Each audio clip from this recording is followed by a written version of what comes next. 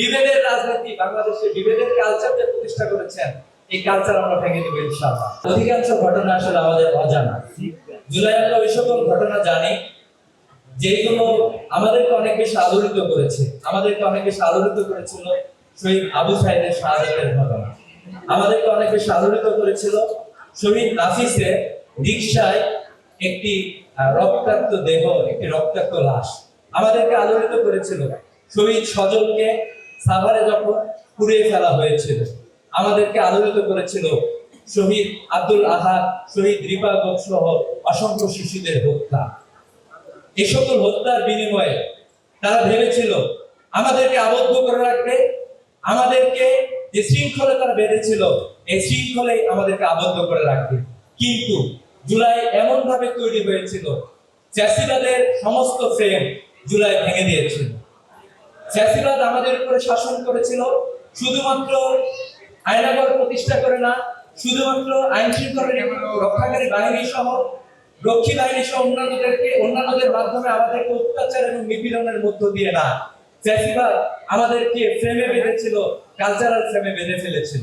তারা একটা গ্রাউন্ড তৈরি করে দিয়েছিল, যে গ্রাউন্ডের বাইরে আমরা চিন্তা করতে পারি না, যে বক্সের বাইরে যাতে আমরা না চিন্তা করতে পারি।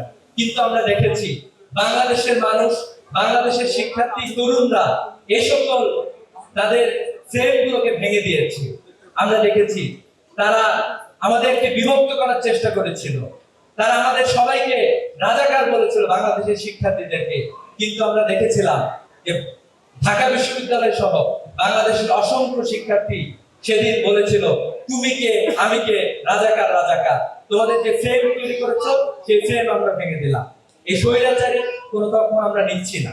এক্সট্রিম মশার কয়েল প্ল্যান্ট ফাইবার দিয়ে তৈরি, ডেঙ্গু চিকুনগুনিয়া বাহি সহ যে কোনো মশার বিরুদ্ধে দেয় এক্সট্রিম সুরক্ষা। আমরা দেখেছি যে জুলাইয়ের প্রতিটি স্লোগান, প্রতিটি কার্যক্রমের মাধ্যমে তারা আমাদেরকে ভীতি দিয়ে আমাদেরকে আটকে রাখতে চেয়েছিল। কিন্তু আমরা দেখেছি, আমরা বলেছিলাম যে যখন আমাদেরকে গুলি করা হয়েছিল, আমরা তখন বলেছিলাম যে বুকের ভিতর অনেক ঝড়, বুক পেতেছি গুলি ঝড়। আমরা কাউকে কোনো কিছু ভয় পাই না। জুলাই আসলে আমাদেরকে এভাবেই সামনের দিকে এগিয়ে যেতে দিয়েছে।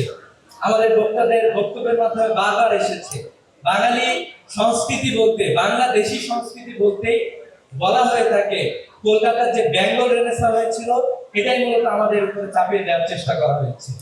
এখানে বাংলাদেশের যে রুটের সংস্কৃতি, এটাকে আদারিং করা হয়েছে, এটাকে অপরায়ণ হিসাবে দেখানো হয়েছে। কিন্তু আমরা বলতে চাই যে জুলাই এ সকল কালচারাল ফ্রেম ভেঙে দিয়েছে।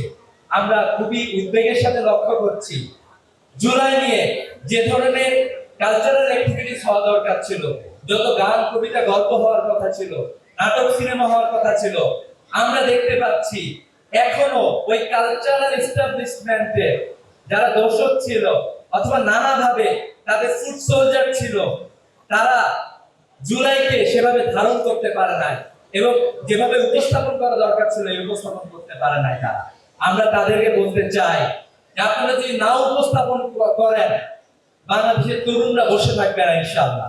জুলাইয়ের সময় আপনারা কোনো গান কবিতা সেভাবে রচনা করেন নাই। সেই সময়টাতে বাংলাদেশের কিছু তরুণ লিখেছিল আয় তারুণ্য আয়, কিছু তরুণ নানাভাবে কবিতা গান লিখেছিল। তারা বলেছিল যে আয় তারুণ্য আয়, যে আমরা ফ্যাসিবাদের সকল এই ফ্যাসিবাদের যত ফ্রেম আছে আমরা সেগুলো ভেঙে দেব।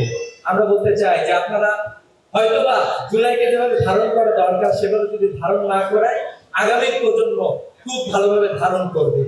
এবং আপনারা যে বিভেদের রাজনীতি, বাংলাদেশে বিভেদের কালচার যে প্রতিষ্ঠা করেছেন, এই কালচার আমরা ভেঙে দেব ইনশাআল্লাহ।